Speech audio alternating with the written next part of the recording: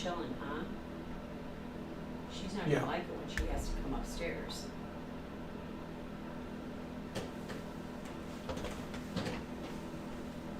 Yeah, it's full of sugar. Y'all set? I'm getting there. I'm getting there.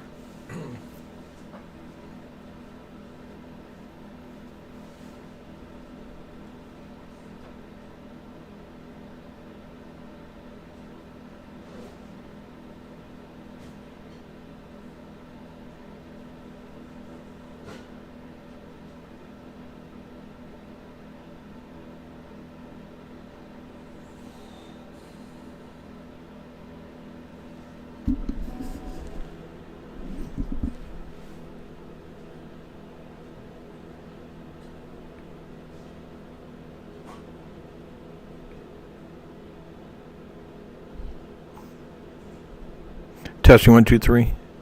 Okay, good.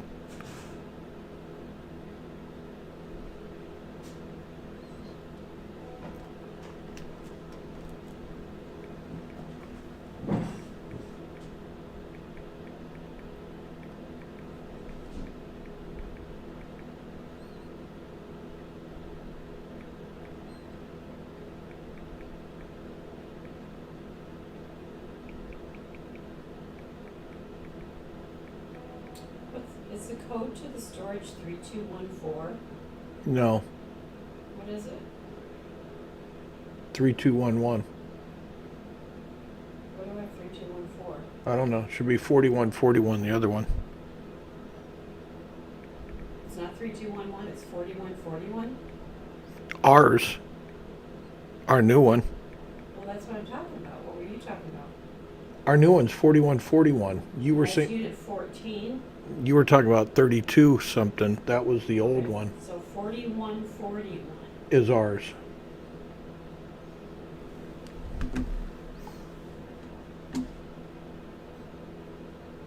Shoot, I can't find another red pen.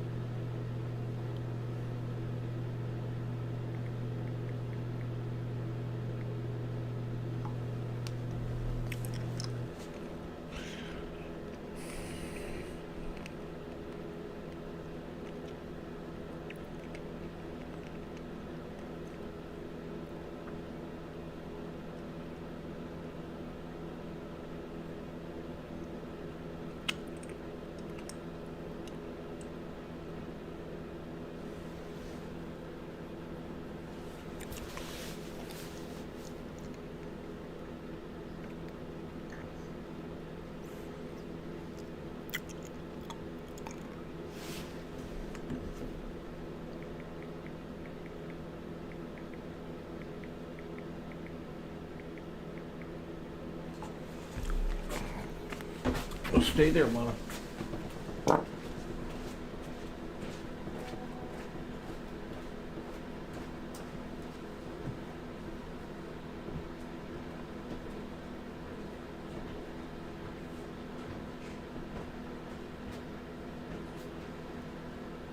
She should be good.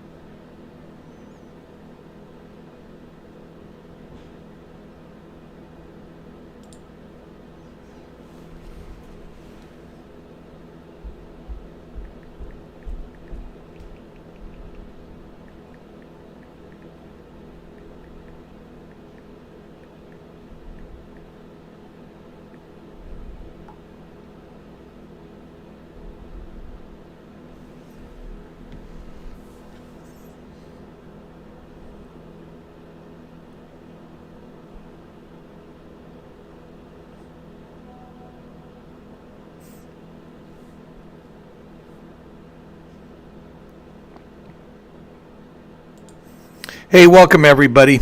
I'm Dr. Ted Arkfeld. I'm the Director of Clinical Education for ARP Neuro. And like many of you, I brought in ARP Neuro to my practice about 3 years ago, right during the height of COVID, and immediately saw amazing clinical results. So I wanted to begin a clinical education department a few years ago because I saw the need. My background, I've been in practice for over 34 years, and I also was a certified professional coder and did compliance consulting from 2007 up to about 2018. And so I use my clinic really as a laboratory. And so when I first brought ARP in, the RX machine, I realized immediately the benefits from a rehab point of view. I also realized the benefits from a reimbursement point of view, that therapeutic exercises, neuromuscular re-education were codes that we could use. But what I had told the, the powers that be at ARP Neuro back at that time, you have this wonderful technology. You have an amazing ability to make changes in people's lives. But if your clients don't have an overall program on how to implement this into their office, it's not going to work. And so I have been advocating for a clinical education program for quite a few years. I must have bugged them to the point where they finally said, okay, Ted, we're going to let you do this. So the purpose of it, and I see in the registrations some familiar names. I also see some familiar names that I don't know, but I know I've heard of, and some very, very intelligent doctors with the ARP Neuro.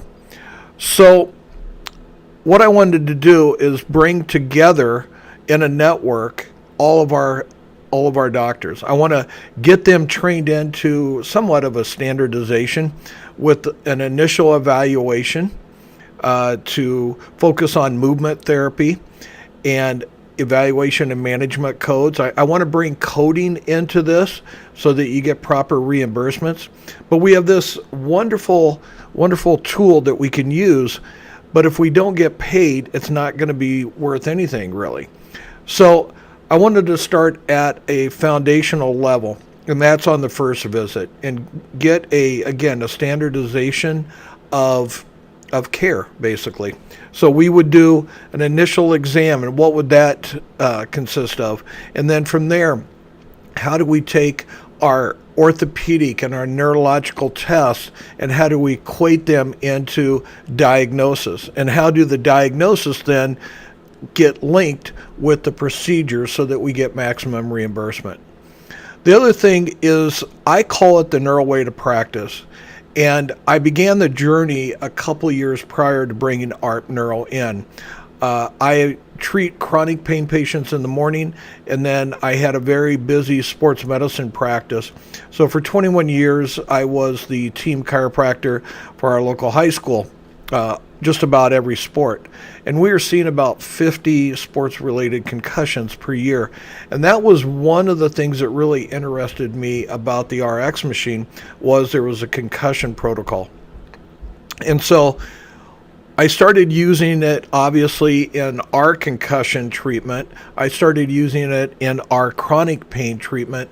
And I want to share with you today a case story on a chronic pain, post-surgical lumbar spine. I think that we need to put neurological aspects back into chiropractic, back into our practice, and ARP Neuro is just huge when it comes to that. So I want to share with you right now a case study. So we're going to talk about Melissa, and I'll never forget the day that Melissa came into the office. I came into the room, and as I always start off, well, Melissa, what brings you in today? And she sat there just arms folded. She was just pissed, to tell you the truth. And she goes, I don't know what I'm really doing here. I don't know why I'm here. And I said, well, why are you here?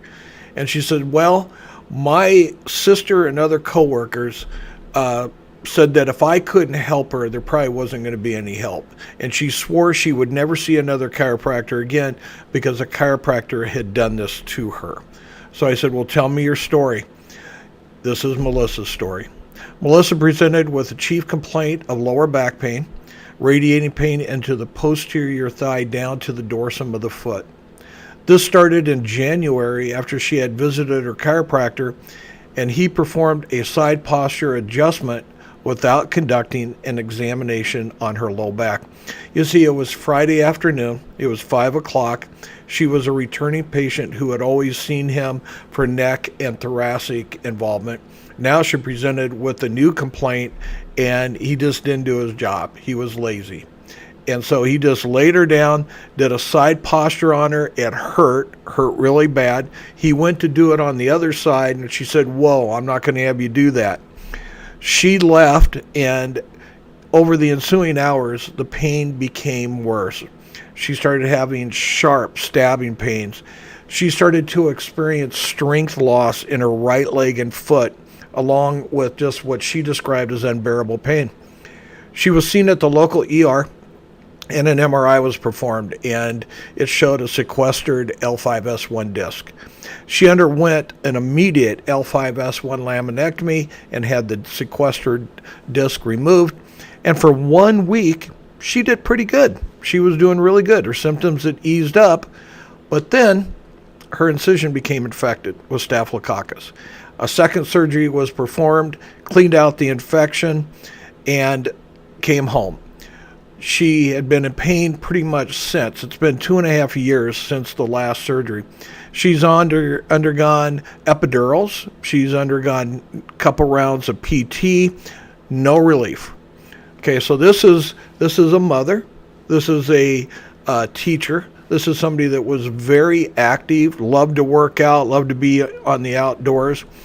During the summer, they actually have a pontoon they cook hamburgers on a huge lake up here called Torch Lake, and so they have a summer. She couldn't do that, hasn't been able to do that for a couple of years. Her life has totally turned upside down. So the review of systems, GIGU, unremarkable. Past medical history, obviously the surgery, nothing else prior. Everything else was pretty good. Past chiropractic care. Now, I put no relief because it was due to this, but she had done pretty well with the cervical and thoracic spine. She is single. Family history is unremarkable. Lumbar spine range of motion, visually assessed, revealed severe restrictions on all and pain on all planes of testing. So flexion, extension, all that was painful. Now on extension, there was pain that was elicited in the L4-S1 midline with some radiation to the right posterior thigh. That's because we were doing a little compression work on those areas. All compression tests were positive for radiating pain into the right lower extremity. Straight leg raise, Kemp's test, obviously lumbar spine range of motion extension, all positive for causing pain shooting down that right leg. Neurological testing, the reflexes, the motor testing here, dorsiflexion, 4 out of 5. Right hamstring, 4 out of 5. Left, all strong. Muscle stretch reflexes, 2+ on the left, 1 on the right. Achilles, 2+ on the left, 1+ on the right. Dermatome examination, right L5 revealed hypoesthesia on pinwheel testing. She could barely feel anything there. Left was fine. S1 dermatomes were fine. Vascular examination, dorsalis pedis artery was abnormal bilaterally. Pulses decreased bilaterally. Posterior tibialis artery, again, the pulses were abnormal. When I palpated with her socks off, her feet were cold. Her toes were cold. So when I did the artery to test that, both of those, there just wasn't a lot of artery, blood flow going in there. Spinal exam, severe pain and tenderness, severe hypertonicity, and severe asymmetry and misalignment at L4, L5 bilaterally. Midline scar, obviously, from L3 through S1. So the questions that need answering, and really with all our cases that come through our door, and what I want to present to you from now on in these clinical education webinars, and I want to have these every week. I want to really reach out to all of our clients and bring us together to form a network, and that way we can collaborate. But quite honestly, we have kind of dropped the ball with reaching out to you, and that's going to stop right now.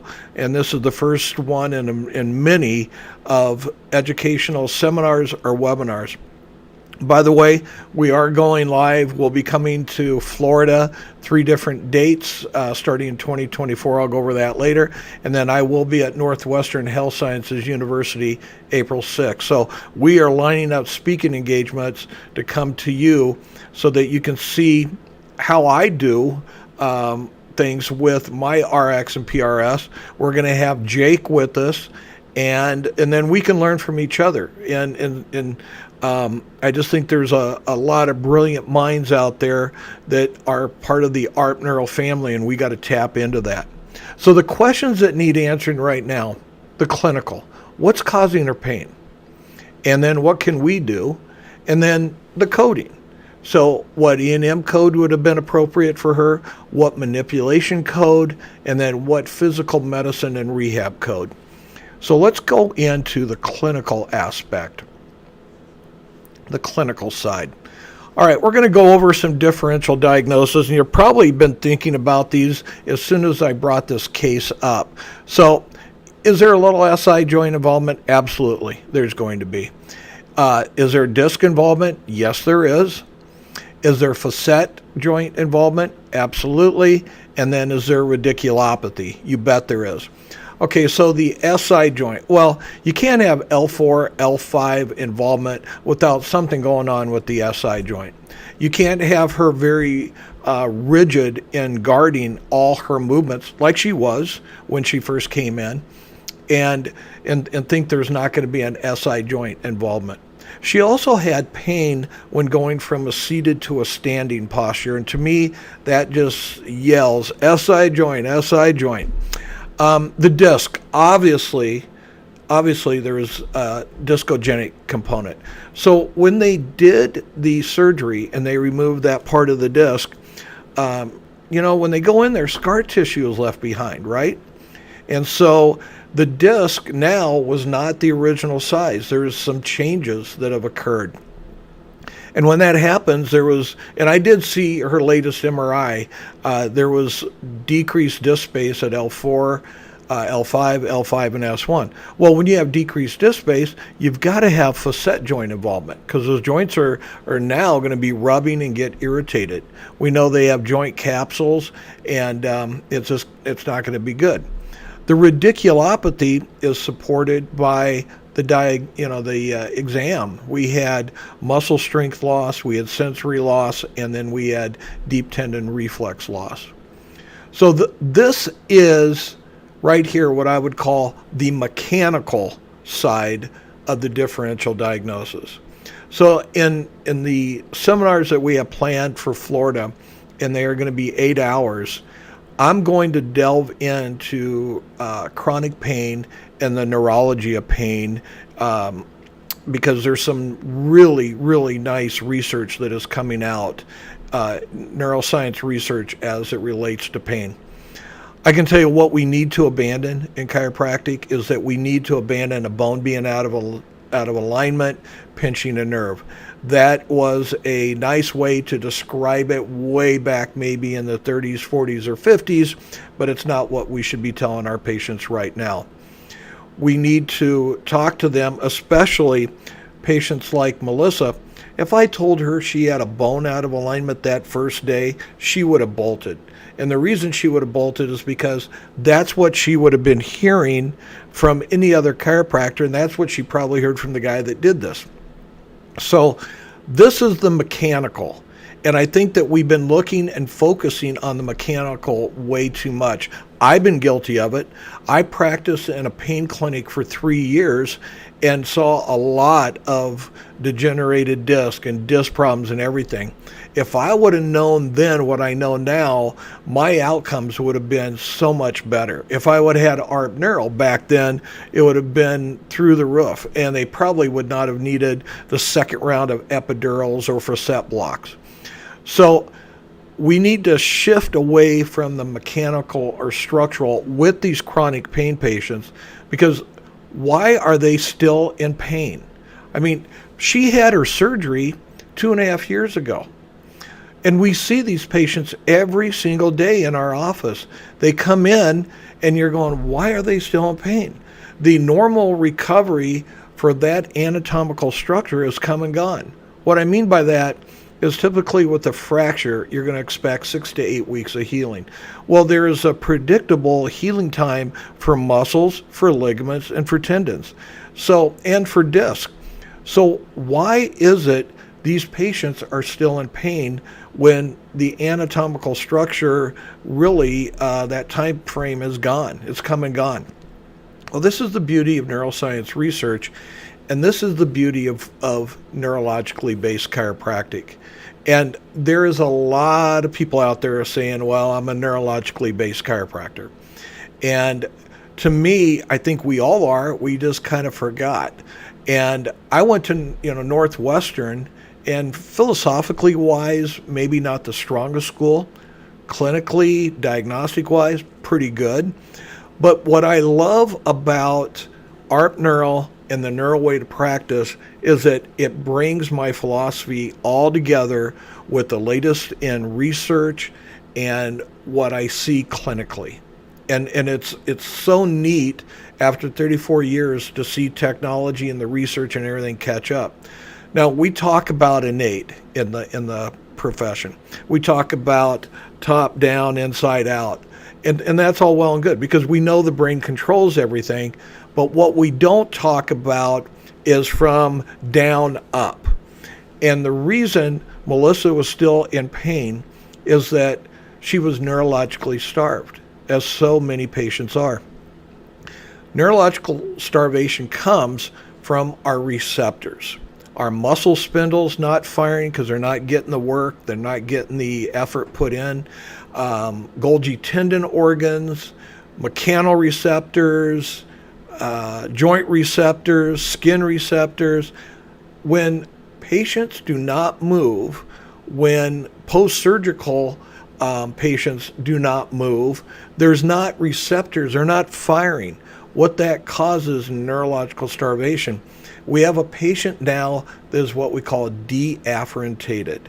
And our goal is afferentation. We need to bombard the sensory cortex, and I'm gonna reach into the neurology about this, but we all have these sensory cortexes right up here, one on the left and one on the right. It's called the homunculus, sensory homunculus. And early on, when I first started with the RX machine, Jake was wonderful, and we had so many conversations, and I kept saying, well, you keep saying it's neurological. I mean, you keep saying it's 500 pulses per second. What does that mean? Where is it going? What's happening? And what he did is it really spurred me to go and get more education in neurology. So here's what I came up with, and you tell me if you agree. And if you're not quite sure, then, I mean, you got to come to one of our live events. So the way I look at it is when the RX or the PRS at 245 pulses per second are hitting the muscles, they're hitting the muscle spindles. Those muscle spindles automatically activate, and in the lumbar spine, thoracic and cervical, those muscle spindles deep down in the multifidus muscles, they go right to the cerebellum. So if we can activate the multifidus muscles, we are activating the cerebellum. I mean, you can't get any more neurological than that, right? When we activate the multifidus muscle, it's also going to help with stabilization. So with Melissa, we bombarded her, because I started her off with the RX, and I was doing Cox flexion distraction technique. So I did the adjustment, the flexion distraction, because there was no way she was going to ever, nor would I have done it, a side posture adjustment. So I had to be very safe and show her that I was going to be safe. So even with the Cox flexion distraction, we are taking and we're getting those joints moving. Well, they're firing, okay? Those joints were not moving prior to that, so we're getting the joint receptors firing. Then we get the joint capsules firing. Then we get the muscle spindles firing. We're getting the ligaments firing. We're getting the mechanoreceptors, the Pacinian corpuscles, the Ruffini endings. You remember those. We're getting those firing up to the sensory cortex. And so what that does is when a patient's in chronic pain, and the reason she was still in pain is because she still had peripheral pain, or what we call peripheralization, because there was still some structural things going on. She had the scar tissue that was still, choking some of the nerves. We had the muscles with the scar in there. So there was still some peripheral involvement. But her main thing is a term called centralization. It was really because she wasn't receiving the information up to her sensory cortex. And when we did the adjustments, and then we piled on the ARP Neuro afterwards, and then I kept layering things after that too. So I would do the RX, and then I would do the manipulations first, and then I'd put the pads on the lumbar paraspinals, and I would still do the flexion distraction. The RX and the PRS and BioWave, which is another muscle stem that's just used for pain in our office, those are the only muscle stems or electrical stimulation that I am aware of that I could still place my hands on a patient and actually do the adjustment. So I'm doing the flexion distraction. I'm taking and moving that joint all through the different angles. I'm doing right and left lateral flexion, rotation, circumduction, flexion, and extension, and they're getting bombarded with the RX. I'm doing a little traction, so now we're doing a little stretch, another afferentation move. And then what we would do after that is that we would get Melissa standing. The pads are still on. Now she goes right into the rehab part, the therapeutic exercise part. And she would do, at that time, the protocol. 4 sets of 5 reps, normal polarity increase, which with every rep, and then with every set. And then we would reverse the polarity and do the same thing. And then we put her on blood flow at the end, because we want to take and just bombard that area of blood flow, right? At the very end, we always finished in our office with 2 other modalities called Normatec and Brain Tap, because pain is emotional. Chronic pain is emotional. It can't help but be emotional. The emotional anatomical site is right in the neighborhood from the sensory homunculus, okay? So we have to address that. Now, I play around with the RX all the time, and I use my clinic as a laboratory, and it's just so fun to do this. My latest recovery, because everybody's into recovery, right? Everybody's, with Normatec and ice baths and everything like that. It's all about recovery. Well, I brought Normatec into our office in 2016, basically for our high school kids so that they could recover. I'm trying to give them a competitive edge. Well, this season, we upped the game with that. We would put them in Brain Tap, we would put them in Normatec, and we would also put them in, there's a relaxation mode with the ARP Neuro, with the RX. And what we saw is that on Saturday mornings when the kids were coming in and the players that were going both ways and we put them in to this protocol, they responded faster. They were able to get back out on Monday and play.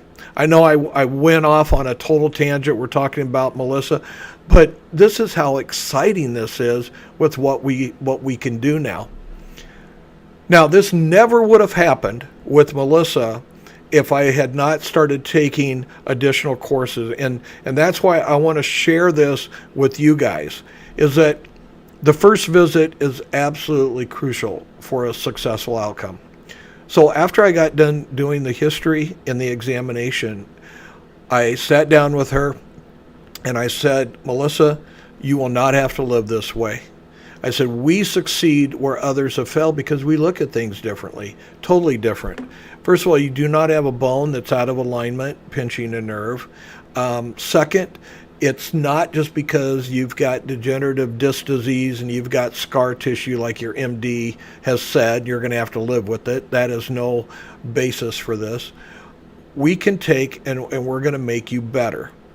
And then I actually use the F word. Hold on, not what you think. And it's a word that I have never used prior to bringing ARP Neuro into the clinic. I actually say fix.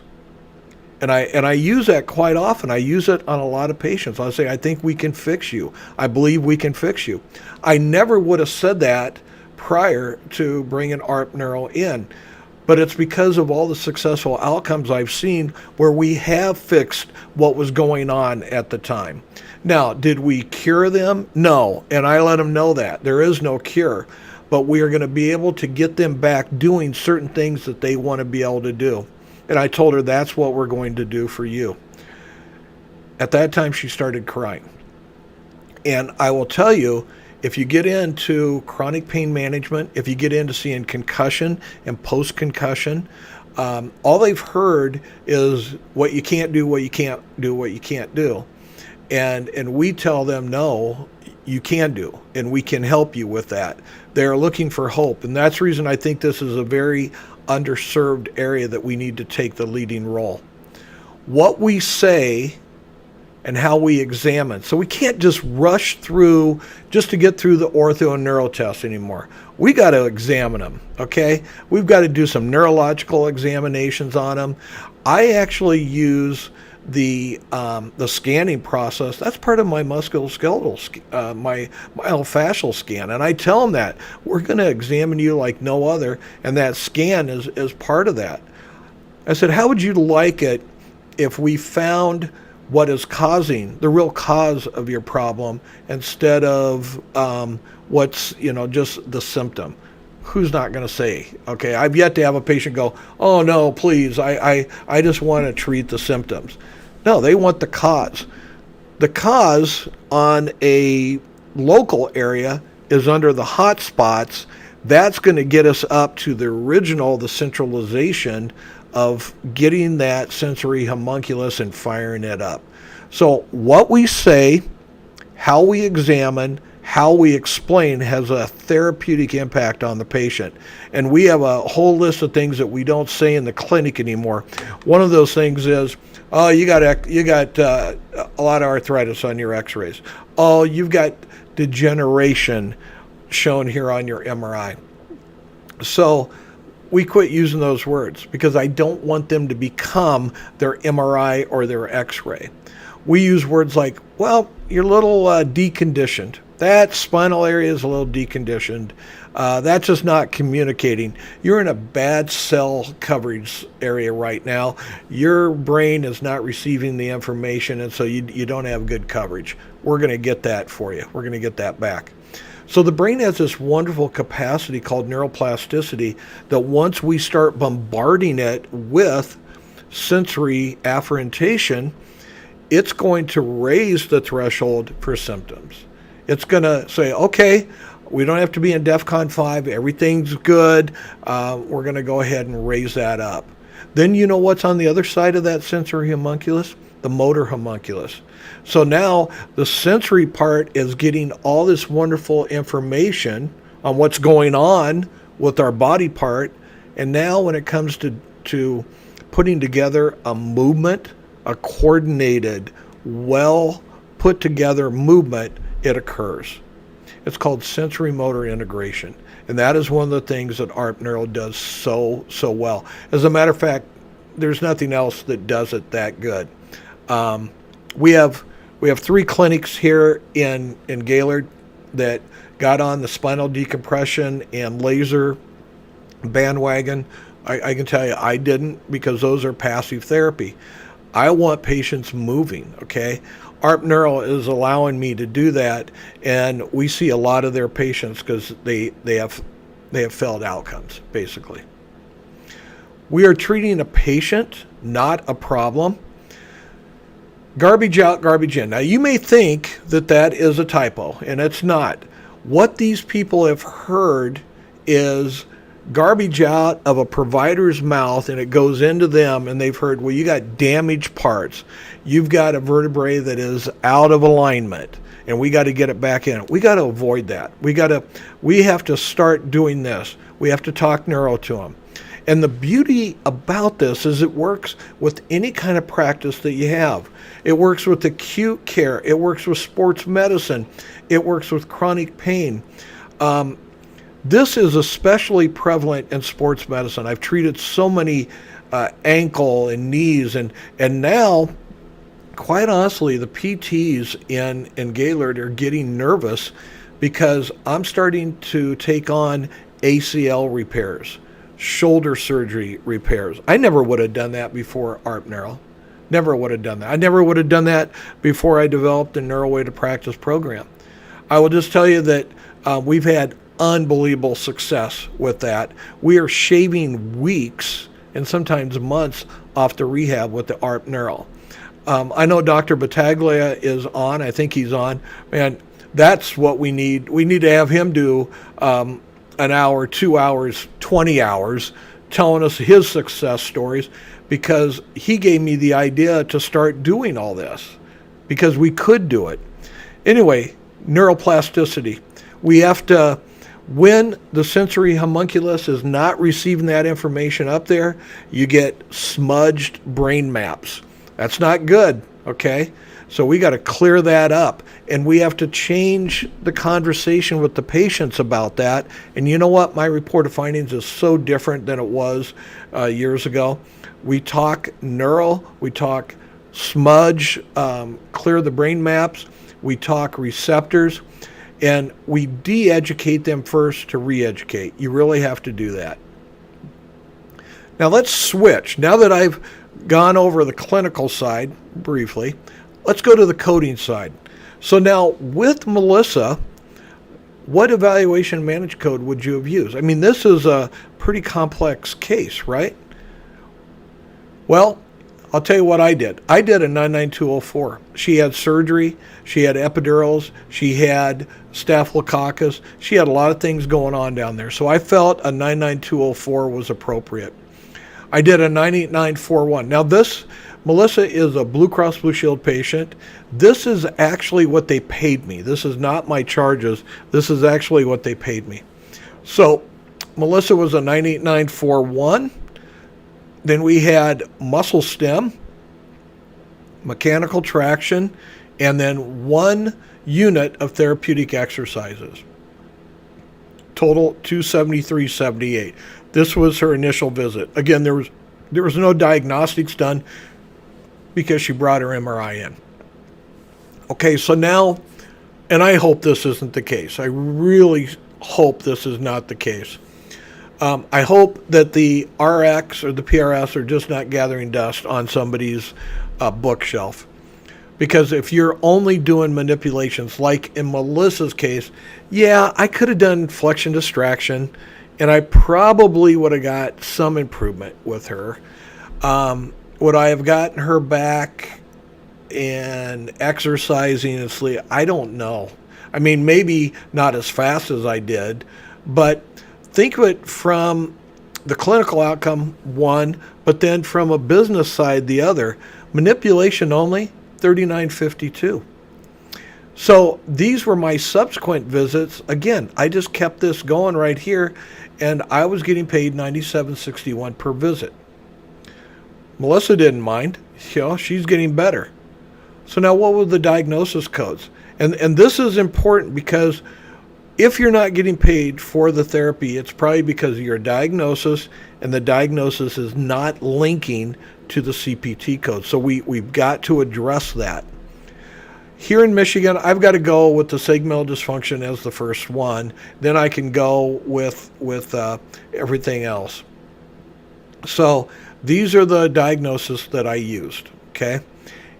For those astute ICD-10 coders out there, you will notice that there is no pain diagnosis, and that's because I cannot use pain with an intervertebral disc diagnosis. It's part of the ICD-10 rules, it excludes, and so doctors will send me an email and they'll say, well, I'm not getting paid, and I'll look at the diagnosis. I always go to the diagnosis, and I'll see that there's a pain diagnosis at the very end. That's sometimes. The ordering of the codes, the sequential, is so important that, and there really is only one way to do it. You may be getting paid with doing it a different way, but it's really, there's only one way to do it. And I can go over that much later. So how did I come across M9903? How did I validate this diagnosis? Well, range of motion was restricted, extension caused pain, and there was severe pain and asymmetry. There was fixations at L4, L5 bilaterally. How did I come across this diagnosis? Well, we had all the neurological signs there. We had the weakness, we had sensory, and we had the deep tendon reflexes. Then the dorsopathies. How did I come across facet syndrome? Well, there's pain on extension. So I don't know if that was total disc or if it was facet. I'm assuming there's facet because there's degenerative disc disease. And then I had a Kemp's test that was positive.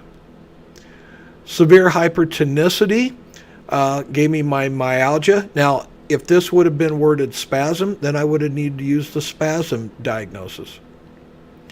The treatment, spinal manipulation using coxflexion distraction. I had 2 different electrical stem, but I relied mainly on ARP Neuro, RX, and then I will tell you that she did buy a PRS for home use. Another case story I will talk about when we come to Florida is her daughter. It was a post-surgical knee, and I will tell you that there are so many walking wounded. We need to get together with the orthopedic specialist because these people are having surgery. The ortho saying, well, it's a successful surgery. They went to PT a couple times, and yet they're still in pain. Why is it? Because they're looking at the mechanical structural part. I'm looking at the neurological part, and it's the same thing. They don't have to be in chronic pain. It's just that nobody addressed that there was a neurological malfunction with these parts. The brain never recalibrated, the receptors aren't firing, and that's why we are so powerful with the ARP Neuro. Then I did mechanical traction and therapeutic exercises. Clinical outcome. This was after 4 weeks of care, 12 visits. Sleeping through the night, pain levels down from 7 to 2, increased activity. She's back working out at the gym, taking hikes. By the way, the last 2 summers she has been back tossing burgers on the pontoon at Torch Lake. She was going into a big time depression. I mean, this lady was not happy. I don't want to say it was at a point where it was serious, like suicide serious, but there are patients like that, obviously. So she said, you gave me my life back. I don't know how many times she has broken down and cried in the office. Referrals, oh my gracious, she's been a referral mecca because we get great outcomes with this. That clinical outcome was brought to you by this right here. So the neuro way to practice, it encompasses many things, and I layer therapies in addition to the RX and the PRS. I will use a Bosu ball. I use a Bosu ball a lot with the patients on the RX unit. And the reason I want to do that is because I want them moving in different directions. I want that balance. I want to challenge them from just straight forward and side to side. I want those receptors firing from all different angles. I want that cerebellum and the brain to be receiving information from the brain in a lot of different movements. So we use that. I use what we call motion guidance. Motion guidance is they have a flag that you put up on the wall. It's a little laser beam and you attach it to different structures, and it's visual aided so they can see what their movements are like. And we put that on when we're doing the squat so they can see what their movements are like. We use Normatec. I use Normatec with the RX and the PRS, especially during blood flow. Normatec is a compression therapy. I also think that it's a neurological therapy. And so when we're doing blood flow on the lower extremity, I'll put patients in Normatec to really boost that session. We use doing leg extensions, and we moved her up to squats.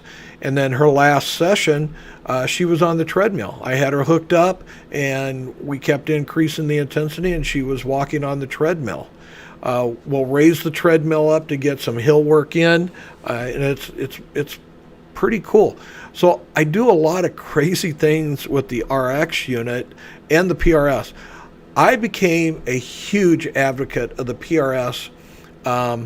Really, a couple years ago, I had a speaking engagement over at the Wisconsin Chiropractic Association, and Dr. Battaglia was over there, and we went out to dinner, and he started talking about the usage for the PRS. We had one in the clinic, and it was in a box, wasn't doing anything. And so he started talking about all the different ways he uses it, how he dispenses it out. He brought up a case study where a friend of his son had fractured, I think, an arm or a clavicle, and they got him on that, and how the healing process with the blood flow and keeping the muscles from atrophying. So I came back, and I don't do anything, as my wife will say, half donkey. I came back and purchased 5 PRS units, and with the whole purpose of thinking this, I wanted to test it. I wanted to take it through the paces and see what it could do.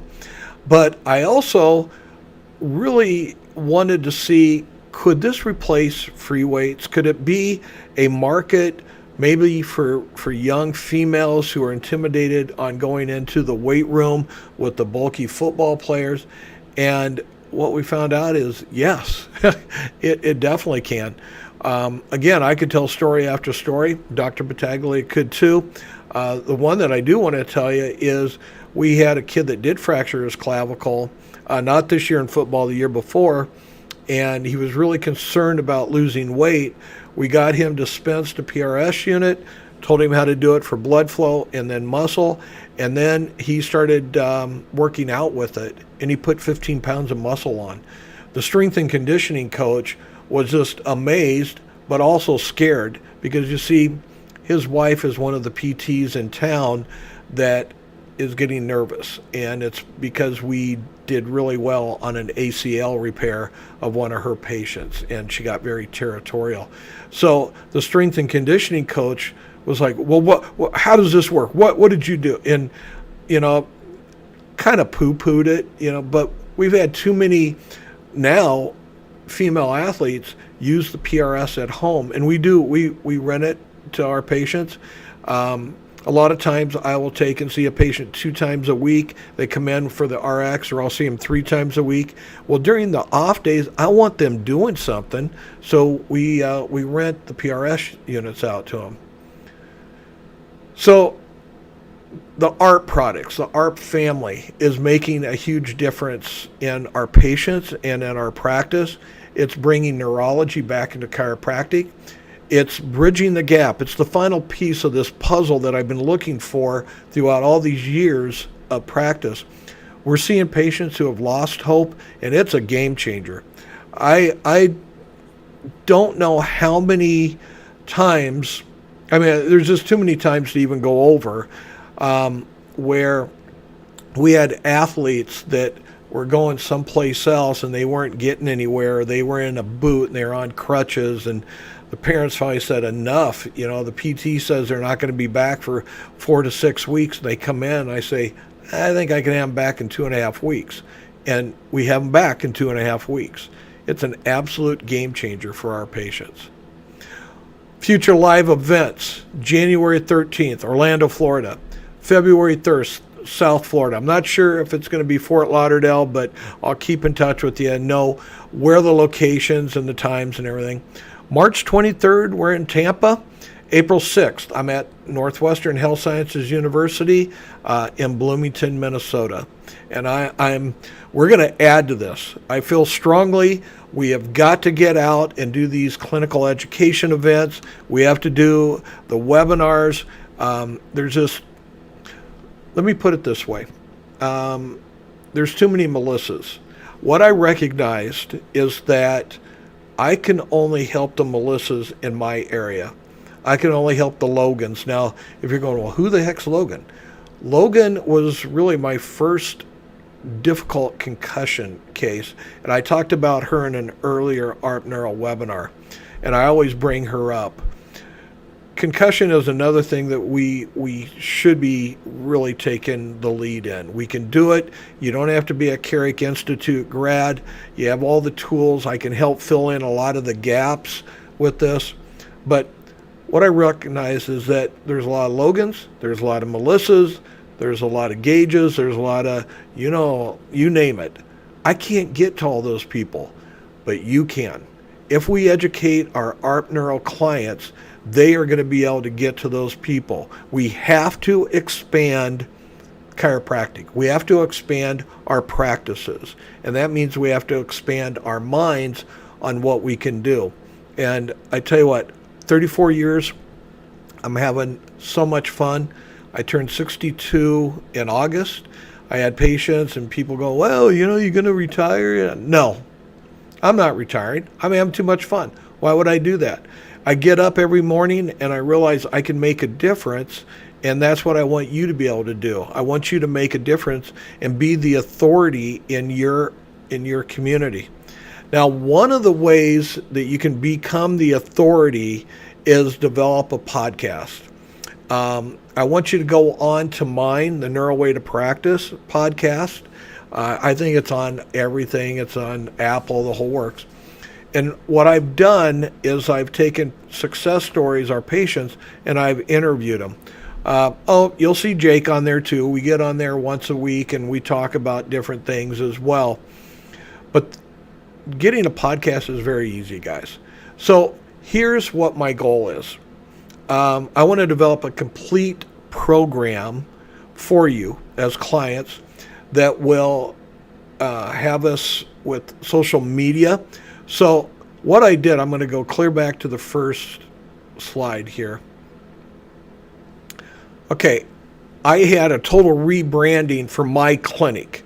I wanted patients and people to know that we do three things really, really well. We accelerate recovery, we enhance performance. And so I've got a whole social media program going on right now based on this rebranding. We can do that for each of the ARP Neuro clinics. So I want to do that. I want to get weekly webinars going. I want to do live events. I'll show you how to do podcasts. The only way that we get patients to know what we do is to tell them. One of the things that I got so tired, and it still drives me nuts, when patients come in and go, well, I didn't know you did that. I didn't know you could do that. And, I can't be mad at them. That's on me. That's why we're doing all this stuff. And that's why I bugged ARP Neuro, I bugged Matt Dell and Brian. I said, we need clinical education. Make me the clinical education director.